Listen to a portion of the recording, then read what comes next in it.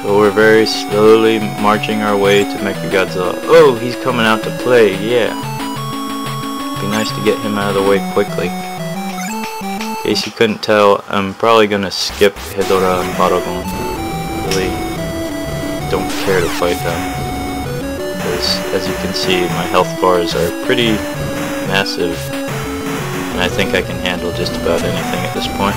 So, Ghidorah or not, I don't care. I'm gonna beat this game my way. And that involves skipping shit. It's not quite the same as using a warp in Mario, but whatever.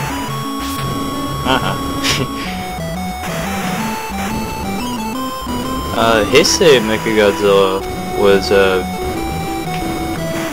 he was really special to me when I first started buying those bootleg VHSs I was talking about a while back. The plasma grenade was like the coolest thing ever. Seriously, I remember like doing so many robot designs and stuff as a kid, like, you know, drawing at school or something. And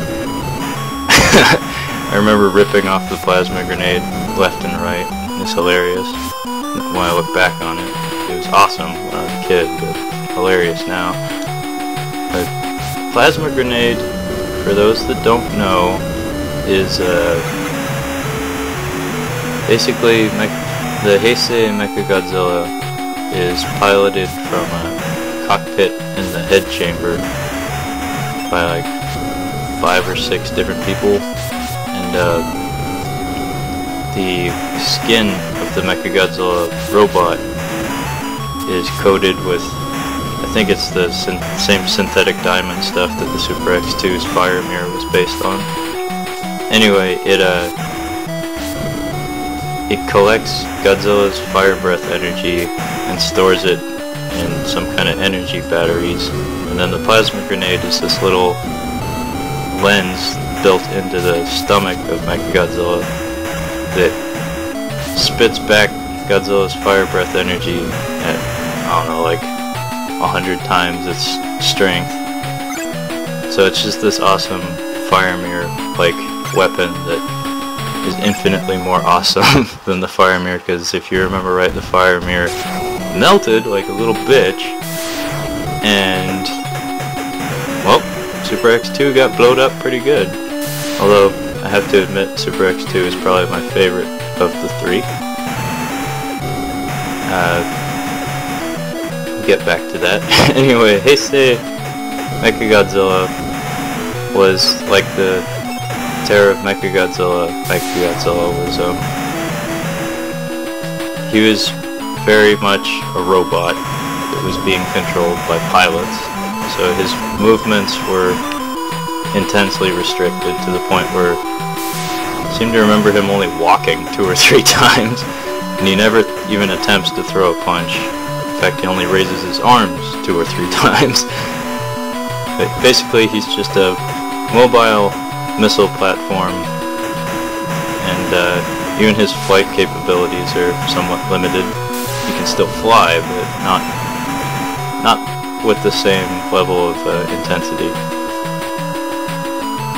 But his weapons were really creative and extremely powerful for the time. Like, it was interesting to see Godzilla up against an opponent that you really weren't sure if he could beat.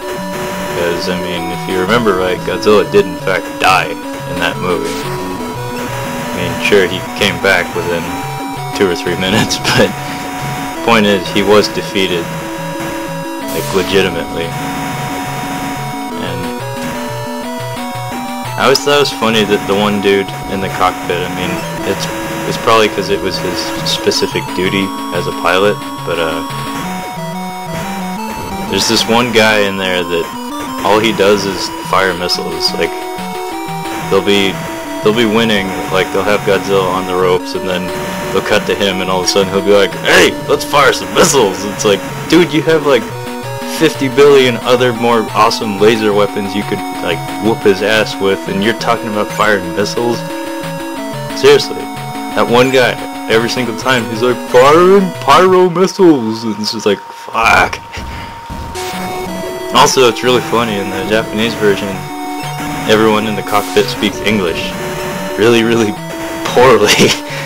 And, oh yeah, there's a white woman. There's a holy lady with blonde hair in the cockpit. And she sucks at English too. Although, that's probably just because the people at Toho asked her, speak slower and sound retarded. Oh, MechaGodzilla strut! Look at him strut! look at him throw his dorky punches. This is what I was talking about at the beginning of this Let's Play. He's like, do do do do do do do do do. So you remember, I can't hear the music. I'm just remembering it. I just remember it being like, do do do do do do do do do. Punch you in your throat. Throat punch. Throat punch. Ah, shit. Whoop-ah! Throat punch. Ah, shit. Punching me back. Ah, MechaGodzilla's a bitch. You can't stop me. I'm punching you in your throat. You can't fight. Oh. Oh, we'll get him this time. Sorry, Showa, MechaGodzilla. You about to get stomped. Oh. Oh, the tail whip is on. Oh, kick you in your balls. That seems to be working. He's like spasming every time. Bam! Bam! Okay, goodbye. Now, if only I could screw off his head and take it to a garage sale like old Godzilla used to do.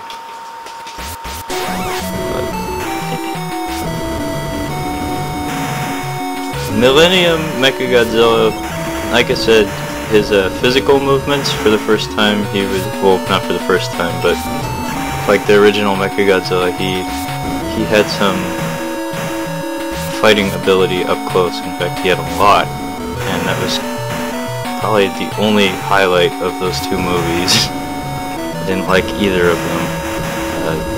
Godzilla X MechaGodzilla and Godzilla X Mothra X MechaGodzilla Tokyo SOS. I didn't care very much for those movies. I found them childish and repugnant. Anyway, in both movies though, MechaGodzilla was interesting to watch.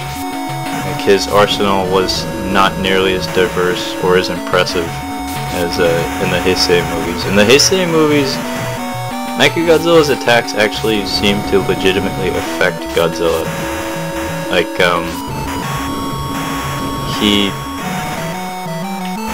his laser attacks actually seem to stun Godzilla a little. The missiles even, the missiles seem to do something. But his shock anchor things actually were really cool and unique. But I don't know, the Millennium MechaGodzilla, especially in the first movie, in Godzilla X MechaGodzilla, in that movie, the design for the Godzilla costume apparently was really stiff and heavy because the suit actor reported that his movements were severely restricted, and that's why there's so many awkward shots where it seems like there's not even a person in the suit. Like, there's so many shots in that movie of just Godzilla standing there and eating like 100 laser blasts without even moving or opening his mouth. It's just like, what the fuck? And yet they still try to use those laser blasts from time to time. It's like, if he can take 100 without flinching, I don't think that's a viable tactic. Anyway, I don't know, Millennium MechaGodzilla, he was alright. I like the design, I like his appearance, especially in the second version. They did a good job of combining the Showa with the Heisei. And his roar was actually pretty cool too, although it was... Actually no, I take that back. The Heisei MechaGodzilla's roar was really cool. It's like a electric sounding Godzilla roar, but what I meant to say was the Millennium MechaGodzilla's roar was just plain bizarre, because it sounds like electric drill or something. It just sounds like something breaking, like an alarm going off. instead of a roar. Even though they put fucking teeth in his head unit and all that shit to give him character for whatever reason, but to give him that kind of roar just seemed kind of retarded. But I don't know, he had his, in both movies he had his moments, like when he, of course, when he first sheds his backpack thing in the first movie and, you know, whips Godzilla's ass with his bare hands. That was pretty cool. Also in the same movie when he used his forearm blades for the first time. I didn't see that coming. That was kind of cool. But I don't know. Other than that, he was